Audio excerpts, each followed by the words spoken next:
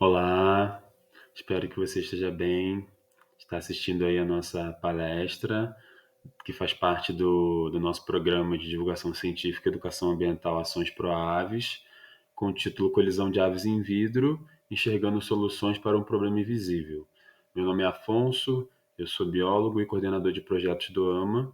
Vou falar um pouquinho para vocês aí sobre esse tema e sobre um projeto de ciência cidadã e divulgação científica que nós começamos aí dentro desse programa ProAves, focado especialmente nesse tema de colisão de aves em vidro, que é um problema bem grande aqui na região, na Serra da Mantiqueira, na região onde o AMA se encontra. Bom, então para começar essa palestra, a gente já vem com essa foto, nessa apresentação, a gente já vem com uma foto aí do incrível de um fotógrafo cearense, o Ciro Albano, né, dessa ave aí, para perguntar se você já ouviu falar dessa ave, já ouviu falar dessa espécie, né? Você conhece essa espécie?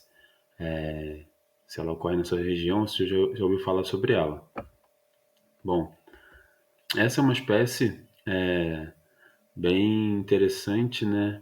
É, incrível assim da nossa ave fauna, endêmica da Mata Atlântica. Ocorre também em algumas regiões de cerrado, dependendo do local. Mas muito associada na Mata Atlântica à palmeira jussara, conhecida como jacutinga, né? A jacutinga é uma espécie de ave que, infelizmente, em alguns locais, como por exemplo no estado do Rio de Janeiro, ela foi extinta, né? Ela não existe mais, né? A última vez que foi encontrado um indivíduo de jacutinga no Rio foi avistado foi em 1978, na região do Parque Nacional da Serra dos Órgãos, né?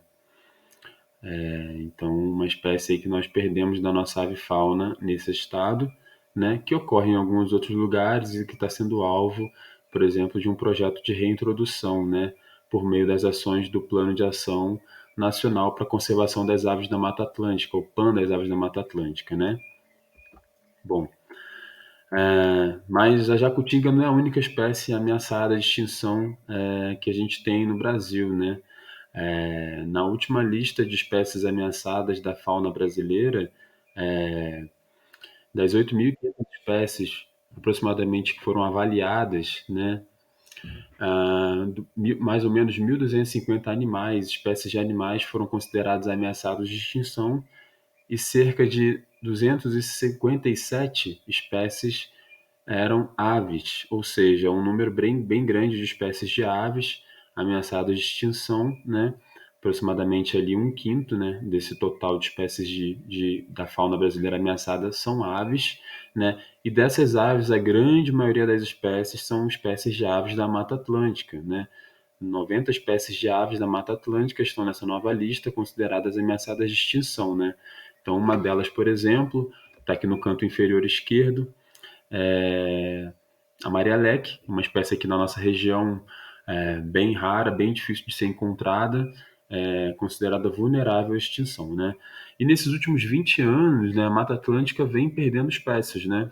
A gente teve aí pelo menos 7 espécies de aves que foram extintas na natureza nos últimos 20 anos, grande parte dessas espécies pertencentes aí da região da Mata Atlântica do Nordeste, né? Uma região que sofreu grandes impactos, né? No último século principalmente, né? Bom, e a extinção, né, é um problema, é um problema recente, né? Apesar de ser um evento que sempre ocorreu, né? As extinções elas sempre ocorreram, né? A extinção ela é um evento que faz parte da dinâmica biológica da Terra. Então nós já tivemos diversas extinções, pelo menos 5 extinções, grandes extinções, mas a gente está vivendo agora o que o que é considerado por muitos cientistas o antropoceno, né? Uma nova era geológica marcada pela presença da nossa espécie e dentro disso a gente tem um grande número de espécies se extinguindo com uma velocidade muito maior do que o comum, né? Que é o que leva às grandes extinções, né? Uma taxa de extinção é, muito acelerada, né? Então, nos últimos 200 anos, essa taxa de extinção, essa curva, né, foi mostrada nesse estudo aí publicado na recentemente, há uns 3 anos atrás, mostrando que a porcentagem cumulativa de espécies é, avaliadas pela IUCN como extintas, né, aumentou muito nos últimos 200 anos, muito em função das mudanças que nós tivemos aí, que nós colocamos na paisagem, né, como a própria Revolução Industrial, né? Isso acelerou a taxa tem acelerado a taxa de extinção. Então, quando a gente pensa em Mata Atlântica, né, que é o bioma que o OAMA, como organização, né, está focado em trabalhar e onde a gente tem o início da civilização brasileira, 70% da população brasileira vive na Mata Atlântica, né, a gente tem aí, considerando o período de ocupação, né, e colonização europeia no Brasil, pelo menos 523 anos de impactos diretos e indiretos de ações humanas sobre o bioma da Mata Atlântica e, consequentemente, também sobre essas espécies de aves que vivem nesse bioma, né? Não é à toa que a gente tem um grande número das espécies de aves ameaçadas de extinção, são aves que ocorrem na Mata Atlântica, né? Um bioma que foi, em grande parte, desmatado, né? Boa parte das áreas de florestas da Mata Atlântica foram convertidas em culturas, né, como o café, a cana-de-açúcar, né, cortadas árvores para lenha e para diversos outros usos, né? Isso alterou drasticamente essa paisagem, fora os impactos de caça, né? Algumas espécies foram muito caçadas, como a própria jacutinga, que eu mostrei no início, né? E atualmente a gente tem aí nos últimos 100 anos, cento e poucos anos, o Brasil vem passando por uma mudança muito grande na sua paisagem devido à expansão das cidades, né? A gente tem cidades aí que estão se expandindo, cresceram muito nesses últimos anos e, consequentemente, também estão impactando, né, os ecossistemas associados, né? Sejam eles rios, florestas, mangues. Então, a gente tem toda essa rede de interações aí, de impactos acontecendo ainda hoje sobre a Mata Atlântica, né, especialmente agora com o crescimento dessas cidades, né? E aí quando a gente para pensar em alguns locais, né, como exemplo, então a gente tem, por exemplo, aqui a região de Visconde de Mauá, né, que é uma região aqui na Serra da Mantiqueira, né, que tem uma ocupação humana que data de mais ou menos uns 150 anos, 130 anos por aí, né, começou a ter um fluxo grande de pessoas nessa região, né, aumentou, na verdade, uma colonização, que teve lá origem com uma colonização a partir de fazendas de gado leiteiro para escoamento na região, e depois a chegada de colonos europeus. E agora, né, nessa época, então no início do século passado, a gente tinha uma baixa densidade populacional, eram poucas pessoas que moravam aqui, né, habitações mais simples, menores, né, grande parte dessas pessoas se locomoviam por meio de cavalo, um transporte não motorizado, o impacto ambiental muito focado no desmatamento, né, e hoje em dia, no século XXI, né, essa virada de século, a gente está tendo um aumento populacional na região muito expressivo, né? Então a gente tem tanto uma população de residente grande, uma população de visitantes também grande, né?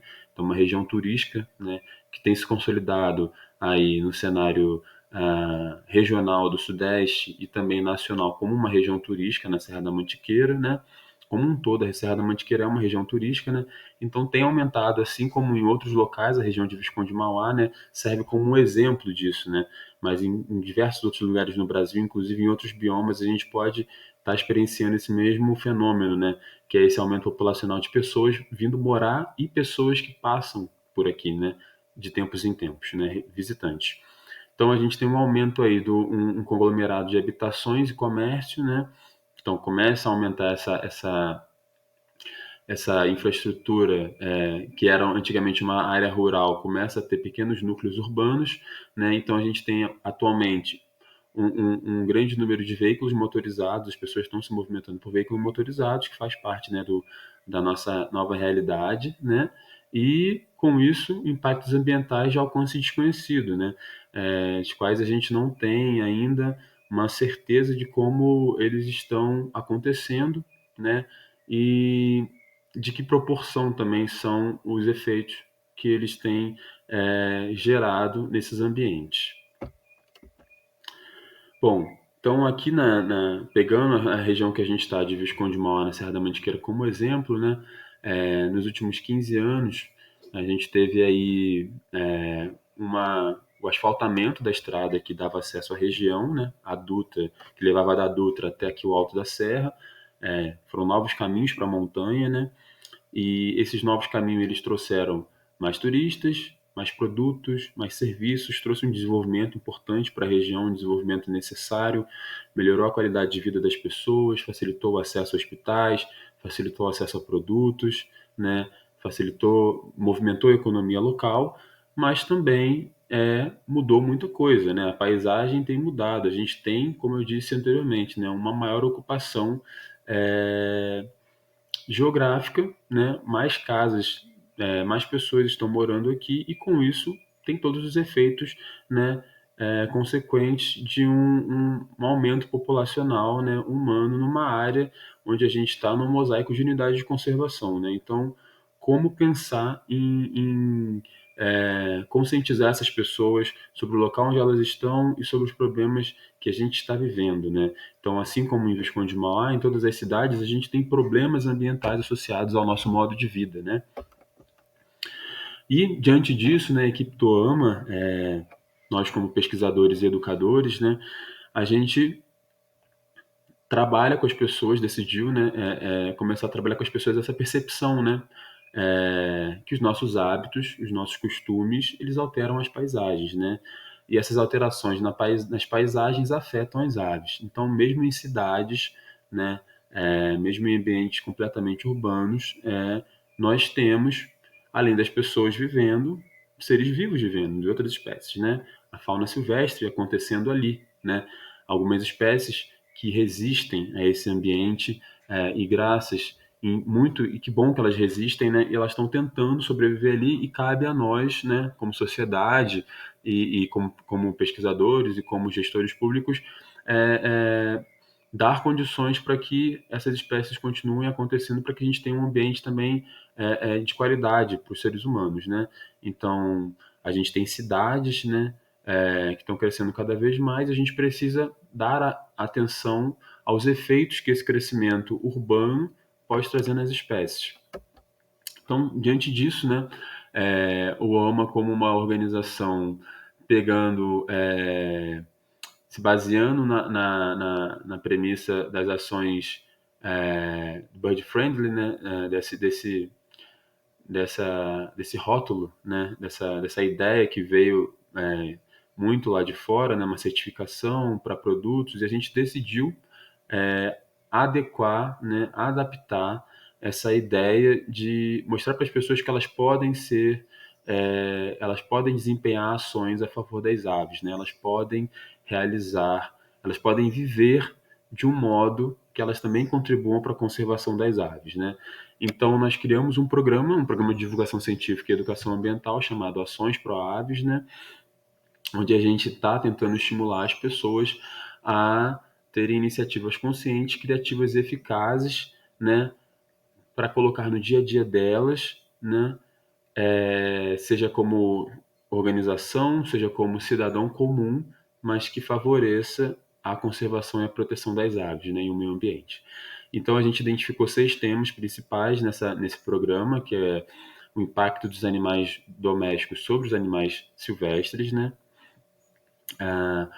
a atração correta de aves para sua casa, então o uso correto de comedouros e bebedouros, né, já que isso é uma prática que vem crescendo cada vez mais, né? O problema da colisão de aves em vidro, que é o tema dessa palestra aqui de hoje, né, um problema invisível. Ah, como que os nossos ruídos, né, os ruídos das cidades, né, o trânsito, seja eventos, eles afetam a fauna silvestre, né? A poluição sonora, a poluição luminosa também como um problema moderno, né? Que um problema ambiental moderno, né? Que poucas pessoas se dão conta, né? Como que o nosso uso exagerado de luzes artificiais está alterando também a vida de outros seres vivos, como as aves, por exemplo, né? E por fim, um problema aí que já se estende há algumas décadas, talvez alguns séculos, né? que é a caça, o tráfico e o engaiolamento de aves silvestres, né? É um problema, um crime aí contra a liberdade das aves, né? E que afeta diretamente as populações desses animais no meio ambiente. Então, o OMA se propôs a falar sobre esses temas, tem realizado ações, né, e atividades voltadas para sensibilizar a comunidade sobre esses temas desde o ano passado, desde 2022, né, e tem interesse em continuar, e agora tem feito isso com o apoio do PAN, de Aves da Mata Atlântica, que é um grupo de trabalho aí coordenado pelo ICMBio, pelo SEMAV. Bom, então a colisão de aves em vidro é um problema invisível, né? As pessoas, muitas pessoas já se depararam com esse problema, né? Talvez você, talvez algum amigo seu, talvez você esteja assistindo essa palestra porque você começou a reparar esse problema na sua casa ou em algum lugar onde você passa, né, diariamente. E posso te dizer que esse é um problema que afeta muitas pessoas. Esse é um problema que não acontece só com você, né? E é um problema que a gente precisa conversar, né? Porque ele é uma questão cumulativa. As aves estão morrendo não só na sua casa ou na casa do seu vizinho ou no estabelecimento na sua rua que você passa, mas isso está acontecendo em diversos outros lugares ao mesmo tempo. A gente está perdendo muitas aves, né? A colisão de aves em vidro já é considerada a segunda principal causa, né? Um artigo científico publicado por pesquisadores dos Estados Unidos nos últimos anos mostrou que é uma das principais causas de mortalidade das aves, atrás aí apenas da perda de hábitat. Essa é uma foto que exemplifica, né, um problema como esse. Tem pelo menos aí oito indivíduos de uma espécie de ave nativa do Brasil, que ocorre aqui na Mata Atlântica e em outros biomas também. Saiandurinha, um bicho que voa em bandos, né, que colidiu aí com o vidro desse prédio da frente. Essa foi uma foto que a gente retirou do site O Eco, foi enviada por uma pessoa que fez uma denúncia, né, que era aparentemente um prédio em Brasília, onde as aves estavam morrendo frequentemente e ninguém tomava nenhuma providência, né? E então o tamanho desse problema, né, ele é muito grande, né? Nos Estados Unidos a gente tem uma pesquisa mais extensa sobre o tema. Foi feita uma estimativa de que pelo menos 1 bilhão de aves colidem com vidro anualmente, ou seja, é uma perda de aves, né, uma perda de biodiversidade, uma redução populacional nas populações de aves, nas espécies de aves, brutal, por meio da colisão de vidro, uma coisa que a gente pode evitar. Né? É uma escolha de vida humana, né? É uma alteração humana na paisagem, mas que pode ser adaptada e está causando essa quantidade de mortes em aves, né? Então, esse gráficozinho aqui na direita mostra que 44%, né, dessas colisões elas acontecem em casas, né, em residências, 56% dessas colisões em prédios de 4 a 10 andares e apenas 1% em arranha-céus. Mas claro que isso depende, né, da estrutura arquitetônica do imóvel, né, do número de janelas, enfim, existem outros estudos que vão mostrando outras variáveis que afetam isso, né? E, enfim, é uma questão, né? 1 bilhão de aves é muita coisa. Então, no Brasil, a gente não tem nem ideia de quantas aves morrem anualmente por colisão com vidro. Nós estamos começando a dar luz a esse problema na sociedade. Né? Então, por que, que essas aves estão colidindo com vidro? Né? Por que, que o vidro é um problema para as aves? Né? Como diz o subtítulo da nossa campanha, ele é um inimigo invisível, é um problema invisível. Né? Os vidros são esteticamente agradáveis para a gente, né? Eficiente na iluminação natural, mas eles também é, são uma ameaça para as aves, né?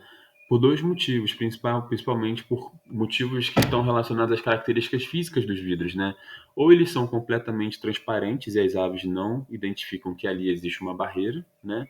Como esses muros de vidros que são colocados, janelas de blindex e outras formas emparelhadas, ou seja, as aves não conseguem ver isso daqui. É inviável das aves verem.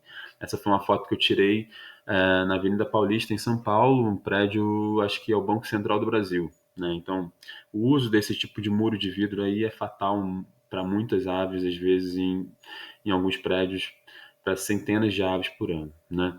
Uma outra característica que os vidros apresentam também, muito utilizados, é a reflexão, né? Muitos vidros são refletivos e essa refletividade, né, esses vidros eles estão então refletindo o ambiente externo, então se eles estão próximos a um local que tem muita vegetação, né, plantas, árvores, lago, uma paisagem muito semelhante com a natural, ele ilude as aves, mostrando que ali existe uma continuidade do ambiente, quando na verdade existe uma barreira que é fatal, que é o vidro.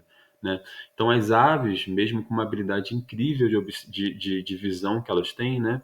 E uma velocidade de voo, de realizar manobras incríveis, elas não conseguem escapar de uma coisa que elas não conseguem ver, né? Que elas não conhecem, que é o vidro. Bom, mas o que que motivou, né, o AMA como uma organização, uma organização que age em prol aí da conservação das aves, né, age buscando iluminar a população, trazer informação científica de qualidade para as pessoas tomarem decisões boas, né? O que que motivou a gente a criar um projeto só sobre colisão de aves em vidro, né, para sensibilizar a comunidade, né? O que que nos trouxe isso foi o próprio nosso próprio local de trabalho, né? Esse prédio onde eu estou aqui agora, falando com vocês, que está aí na foto da esquerda do seu visor, é a nossa estação de pesquisa. A nossa estação de pesquisa, no primeiro andar dela, tem uma sala completamente de vidro, é uma antiga pousada, que foi construída aqui no alto de uma RPPN na Serra da Mantiqueira, e como muitos lugares aqui, muitas casas aqui, todo mundo quer ter é, a possibilidade de enxergar a mata, de enxergar, né, uma montanha que está à sua frente, um pico que está à sua frente, como no nosso caso aqui é o Pico da Pedra Selada, né? E usam muito vidro, né, nessas construções. Então a gente começou a ter muito problema de colisão com vidro aqui. Recorrentemente, a gente decidiu tomar algumas atitudes para reduzir. Felizmente, a gente tem tido sucesso nisso. E a gente começou a se pensar: beleza, se aqui a gente está tendo esse problema tão grande com colisão com vidro, né? E todo mundo utiliza tantos vidros aqui na região, quantas aves então a gente está perdendo nessa região aqui, né, para a colisão com vidro, né? Como que a gente pode então estimar esse impacto das colisões com vidros nas aves da região de Visconde e Mauá, e como que a gente pode engajar as pessoas que já possuem casa com muito vidro, né, a procurar soluções, né, a tomarem consciência de que esse não é um problema só na casa delas, mas um problema que está acontecendo localmente em todas as casas, né? Essa foto aqui ao lado é uma choquinha lisa, é uma ave florestal, né? É, é um macho de choquinha lisa que eu felizmente consegui presenciar ele colidindo com vidro aqui na propriedade. Não foi nessa casa, foi em outro local, e eu consegui resgatar ele no momento, fazer uns primeiros socorros ali, e depois de um tempo na minha mão ele voou. Eu espero que ele tenha conseguido sobreviver, né? Mas muitas aves não têm a mesma sorte, né? Algumas morrem logo em seguida, algumas são, depois de bater no vidro, são predadas por cães, por gatos, enfim. Muitas coisas podem acontecer depois que uma ave colide com vidro e fica atordoada, né? E o pior de tudo pode ser ela ir a óbito, que é o que mais acontece. Bom, então nós pensamos nesse projeto, né? É um dos temas principais do nosso programa de ações pro aves, como eu disse. E quais são os nossos objetivos nesse projeto, né? A gente está querendo obter informações de ciência cidadã, né? O que que é ciência cidadã? É a ciência feita pelas pessoas, né? Feita por cidadãos comuns que têm interesse em contribuir com a ciência, sejam eles observadores de aves, pessoas, por exemplo, que fazem listas de espécies, ou qualquer outra pessoa que gosta das aves, né? A gente quer engajar essas pessoas a participar dessa campanha, participar desse projeto, né? Então, buscar informações com essas pessoas a partir da ciência cidadã, capazes de subsidiar estudos científicos, né, para a gente estimar o problema, entender quais espécies estão morrendo, né, e políticas públicas também, para que a gente crie medidas que reduzam essa perda de biodiversidade, né? Esse é o nosso objetivo principal. Né? E a gente tem outros objetivos, né, específicos, que é como estimar a situação atual de colisões de aves em vidros na região que a gente está, na Serra da Mantiqueira, né? A gente está começando por Visconde de Mauá, mas a gente vai expandir aos poucos, né? Identificar os fatores, né? Ou seja, as características, né, dos lugares, né, que atuam sobre esses eventos de colisão de aves em vidro, né? Em uma região que é cercada de unidades de conservação, ou seja, que tem muita biodiversidade, né, e que deve ter uma atenção para a gestão dessa biodiversidade, e sensibilizar a comunidade local, né, as pessoas que vivem aqui, sobre esse problema, né, sobre o problema da colisão de aves em vidro, né. Então, sem as pessoas a gente não consegue fazer conservação, né, e no final de tudo a gente precisa trazer informação esclarecida para as pessoas, né, orientar as pessoas de uma melhor maneira que elas podem agir, né. Muitas pessoas são muito bem intencionadas, só falta informação e é isso que a gente quer, no final das contas, alcançar. Bom, o que a gente tem feito então para, né, conseguir alcançar esses objetivos, né? A gente começou aí no mês de agosto, né? Final de agosto, início de setembro, algumas ações aqui na região. Uma delas é entrevistar as pessoas. Então, para estimar o impacto da colisão de aves em vidro na região, a gente começou a entrevistar pessoas mesmo. A segunda foi tentar estimular as pessoas a reportarem colisões de aves em vidro que elas perceberam na casa delas, ou seja, se ela viu algum passarinho bater no vidro, se ela achou alguma carcaça de uma ave próxima ao vidro, se ela viu alguma marca de passarinho no vidro. A gente criou um formulário de reporte que está lá no nosso link, né, no nosso Instagram. A gente também tá aberto, a gente criou um grupo de WhatsApp também, onde a gente divulga algumas ações, né? Então a gente entrevistou as pessoas, está estimulando elas a reportarem essas colisões, é muito importante o reporte de colisão, e também tentando engajar as pessoas a aplicar técnicas, né? Técnicas de anticolisão, ou seja, soluções nos vidros, né? Já que elas têm esses vidros, como que elas podem tornar esses vidros visíveis, ou seja, como que elas podem fazer com que as aves saibam que ali existe uma barreira, né? De forma que reduza o número de colisões e de mortalidade de aves nesses vidros, né? Engajar as pessoas a aplicarem essas soluções nas suas próprias casas. Soluções práticas, soluções simples, sem mistério e eficientes, né? Então aqui no lado tem uma foto aí dos guarda-parques do INEA, né? do Parque Estadual da Pedra Selada, colando os adesivos circulares no vidro de uma das portas da sede do parque. Bom, durante a entrevista às pessoas, eu encontrei esse ponto de ônibus, né, numa das vilas, um ponto de ônibus completamente de vidro. Colei alguns cartazes nesse ponto de ônibus onde a gente estava divulgando o nosso projeto, né? E enquanto eu conversava com uma pessoa do outro lado, o vídeo está travando um pouquinho. Eu perguntei para ele se eu já viu alguma colisão de ave em vidro nesse ponto. Ele parou e pensou um pouquinho e mostrou esse sabiá que está aí no chão, que apareceu agora no vídeo. Falou: olha, já vi, tem um passarinho ali, inclusive.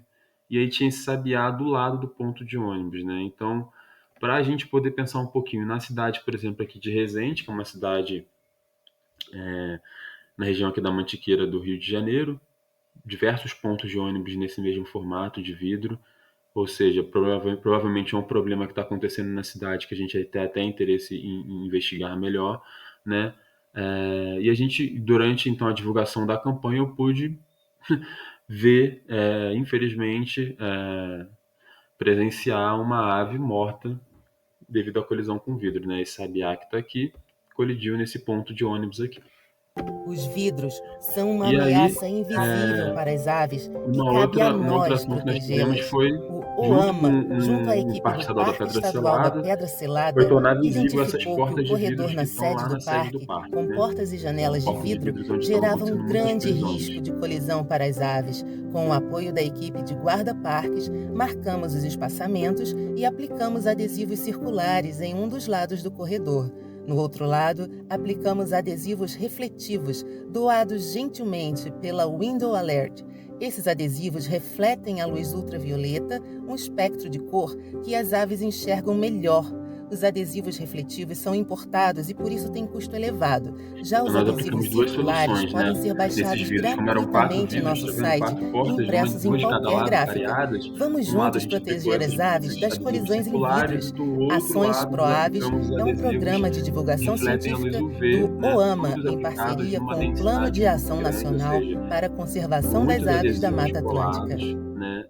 Os vidros são uma um ao lado ameaça do outro, invisível para as tanto aves o e de cabe a circular, nós a gente seguiu um protegê-las. padrão O baseado na literatura OAMA, junto à científica, equipe do e o Parque adesivo Estadual da V Pedra também, Selada, para que identificou que fosse o efetivo e corredor eles na sede conseguissem do ser parque, vistos com pelas portas e aves, né? janelas Imagina de se a gente vidro, colar um ou dois gerava um adesivos, grande risco o de V, colisão para as aves. Com o apoio da numa equipe de janela de 2 por guarda-parques, 2. A gente precisa marcamos os colar espaçamentos diversos, e né, aplicamos com o adesivos mínimo, com o menor circulares em espaço um dos possível lados entre do eles, para que as corredor. aves No consigam outro ver, lado, né, aplicamos de fato, adesivos enxergar. refletivos do Então nós vamos testar aí qual que vai ser a eficiência desses dois métodos. O que as pessoas podem fazer, né? O que você que está aí assistindo essa palestra, né, essa apresentação, né, vê que chegou até esse momento aqui, né, até esse final, 30 minutos de conversa que eu estou aqui falando. O que você pode fazer? Uma das coisas, você pode, se você estiver aqui na região, morando na região da Serra da Mantiqueira ou não, no Brasil todo, a gente aceita o seu relato. Você pode contribuir, mira o seu celular para esse QR Code, entra no nosso formulário de pesquisa que está aqui do lado, vai levar menos de 5 minutos. Você vai conseguir relatar, a partir da sua memória, as colisões de aves que você presenciou, que você viu, passarinhos que morreram porque bateram no vidro, ou da sua casa, ou do seu trabalho, ou de algum lugar que você frequentemente passa em frente, que você observou. Vai lá, entra lá, responde, contribui com a nossa pesquisa.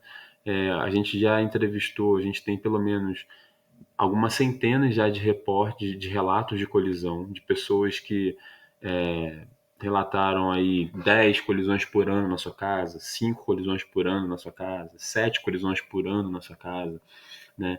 E a partir disso a gente vai tirar uma estimativa do número de colisões aqui da região de Visconde de Mauá e também, né, expandindo, quem sabe, futuramente essa campanha aí, quanto mais relatos nós tivermos de pessoas do Brasil inteiro, também para outras regiões do Brasil, né? Então é uma ferramenta, né, de pesquisa que só é possível com o apoio da população, das pessoas, por isso que é ciência cidadã, né? Você também pode contribuir com esse nosso projeto, com o nosso trabalho para a conservação das aves, reportando as colisões. Então, se você viu uma colisão, né, uma ave que bateu num vidro em qualquer lugar, se você achou uma ave morta próximo a algum vidro, ou se você achou uma ave debilitada, né, fraca, parecendo estar machucada, perto de algum vidro, você pode reportar uma colisão em nosso formulário online, ou seja, é um formulário de reporte de colisão, né? É diferente do formulário de relato de memória, onde você relata as memórias, aqui você reporta a colisão. E aí a gente sempre orienta as pessoas a fotografarem um local, ou seja, aqui é uma foto de uma amiga nossa, Rafaela, em viagem de férias, observou essa colisão num chalé que provavelmente ela devia estar hospedada, né? Esse vidro aqui refletindo a paisagem do lado de fora, olha só, um lugar muito bonito, mas o vidro foi lá e enganou essa rolinha, fogo apagou aqui, que foi morta, né, que acabou morrendo por causa dessa colisão. Então a gente sempre orienta as pessoas a fotografarem bem o local, o vidro com a ave em perspectiva e depois uma foto boa da ave, dorso, uma foto de frente do peito para que ela possa ser identificada, né? Então, esses reportes de colisão a longo prazo serão uma ferramenta também de pesquisa científica muito importante para a gente, né? Também para tomada de decisão, porque a gente vai conseguir saber quais espécies que estão colidindo mais, né? Com que frequência que essas colisões ocorrem, quais são os locais que essas colisões ocorrem mais, né? E o que a gente pode fazer para mudar esse problema, né? Quais são as características do lugar ao redor que a gente pode considerar mais perigosas ou menos perigosas, de maior ou de menor risco para uma colisão acontecer, né? Então, por que essa identificação da espécie é muito importante, né? Falei ali sobre fotografar a ave com detalhe, né? A identificação da espécie é importante para a gente avaliar a suscetibilidade, ou seja, quais espécies são mais suscetíveis ou não a colidir com vidro, né? E também para confirmar que essas espécies ocorrem na região, né? Aqui, por exemplo, na RPPN, onde o AMA tem a sua sede, né, a sua estação de pesquisa, onde a gente está aqui há 5 anos, o único registro que a gente tem do arapaçu de bico curvo, que é esse bicho aqui, que está na minha mão na foto, foi quando ele colidiu com esses vidros aqui de trás dessa sala que era o nosso escritório, né, que eu mostrei naquela foto anterior, aquela primeira corredor de vidro, aquela primeiro andar de vidro da casa, né? Ele colidiu em 2021, era um final de tarde já, dá para ver lá fora que tá bem escuro. A gente nunca tinha registrado essa espécie aqui. Então, assim, a identificação da espécie é muito importante para isso também, para a gente confirmar que uma espécie acontece no local, né? Felizmente saiu bem dessa colisão, conseguimos colocar ele numa árvore, ele ficou um tempo lá e depois provavelmente foi embora e ficou bem, né? A gente conseguiu ajudá-lo a sobreviver. Documentar então essa espécie com fotos é uma evidência robusta para confirmar essa ocorrência da espécie na região, né? E também para a gente conseguir identificar quais espécies têm maior ou menor risco de colidir. Com a ave aqui dentro do cone, né, Então, certinho, aí nesse vídeo, com a cabeça aqui para baixo, as vocês patas podem aqui para fazer uma cima, outra coisa que vai né, ajudar muito. Se a acomodada da ave for a melhor forma óbito, se a possível ave para morrer manter ela durante na a colisão, posição você já pode fazer, você natural pode que ela vai recolher ficar essa no carcaça museu, né. E e aí agora para mandar para um armazenar museu, para uma instituição, uma um coleção papel com esse cone, eu científica. vou colocar dentro de uma sacola dessa de mercado. Pode ser transparente, que já eu sei o que é, não vou abrir ela, né. Coloco a ponta do cone para baixo e a parte de cima aqui eu fecho, né, mantendo o papel e a carcaça do animal livre da umidade, livre de qualquer gotejamento, descongelamento que possa acontecer. Essa embalagem protege. Estou com a ave aqui dentro do cone, né, certinho. Então, para Com a fazer o cabeça aqui recolhimento para de baixo, carcaça, as patas né, aqui é para muito cima, importante a gente né, estar acomodada da utilizando melhor equipamentos forma de possível segurança para manter pessoal ela para na a gente, né, posição como já uma natural máscara, que ela vai nesse ficar caso no luva, museu, se você não tiver, você né. pode usar uma E aí sacola agora plástica para mesmo que você vai usar armazenar para guardar. um papel com A esse gente vai cone, eu vou colocar utilizar para dentro de isso uma então a sacola carcaça dessa de da ave mercado. morta, Pode ser tá? transparente, Uma que já eu folha sei o que é, A4, não vou abrir ela, um durex, né.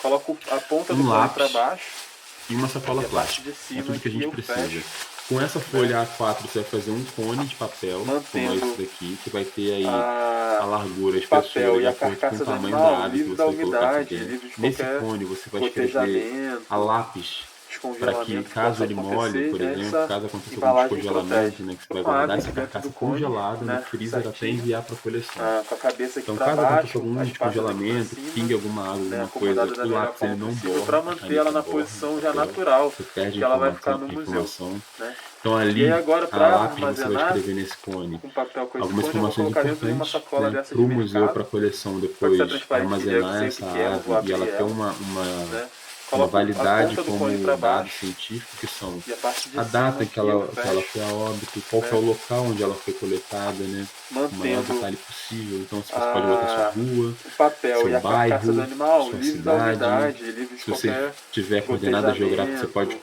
colocar. descongelamento que possa Você acontecer. pode colocar o seu Essa nome para embalagem identificar você protege. como Tô com a ave coletor, aqui né? Para que dentro a do cone, pessoa, caso em né, caso de dúvida, certinho, possa te procurar. com a cabeça aqui para E se baixo, você as souber o patas nome da aqui para espécie cima, também, né? né, Nome acomodada da popular, melhor o nome forma possível para científico, manter ela na seja o que for, posição já depois os natural biólogos que ela vai que vão ficar no museu, receber essa né. ave, né? E aí agora Eles para vão armazenar confirmar a com identificação. Então papel você com esse pode cone, eu vou pegar, colocar dentro de uma sacola dessa de congelar essa ave, mercado. manter ela congelada Pode ser para que transparente, que não já se eu sei o estrague, que não é, não vou apodreça a abrir ela, carne, né. e levar para Coloco um a ponta do museu, cone para procurar baixo uma universidade na sua e a parte de cidade, um cima aqui eu museu, fecho, qualquer instituição né, científica que possa ter interesse nesse material. mantendo Esse material é muito importante, né? A preservação das carcaças é uma coisa muito importante para a ciência. Por quê? Porque são testemunhos importantes, né? É, em coleções científicas, as aves que foram a óbito por colisão de vidro, né? Você vai dar um aproveitamento digno para essa espécie, em vez de você enterrar a ave, né? Você vai pegar o espécime, a ave, e vai manter ele, levar ele para estudo, possibilitar com que ele faça parte de estudos científicos, diversos estudos científicos, e seja um testemunho valioso para o momento presente, né, de ocorrência da espécie num determinado local, né, numa determinada região, e vai ser útil para agora e para o futuro, né? A gente tem aí espécimes de aves e de outros animais em coleções zoológicas, em museus zoológicos, né? Quando eu falo coleção, é um nome comum que se dá para esse tipo de organização dentro de uma instituição governamental de armazenamento de animais, né? Coleção ornitológica, museu de zoologia, né? Não é uma coisa privada de uma pessoa que está lá guardando como troféu, não. Tem até uma forma como as aves ficam aqui, né? Elas não ficam empalhadas, como as pessoas dizem, na sua posição natural na natureza, elas ficam numa posição que é, é, permitem que a gente utilize o espaço de uma forma melhor, ou seja, a gente coloca as aves numa forma que a gente consiga colocar um maior número de indivíduos ali e ter um bom aproveitamento do espaço, né? É uma coleção científica, né? E esses espécimes que vão para a coleção científica, eles são testemunhos valiosos do presente, do passado, né? Que elas ocorreram no determinado lugar no passado, e para o futuro, ou seja, pessoas que daqui a 100 anos, 200 anos vão ter a possibilidade de estudar nessas coleções e de estudar essas aves que você provavelmente, talvez, possa vir a entregar para alguma dessas instituições no Brasil.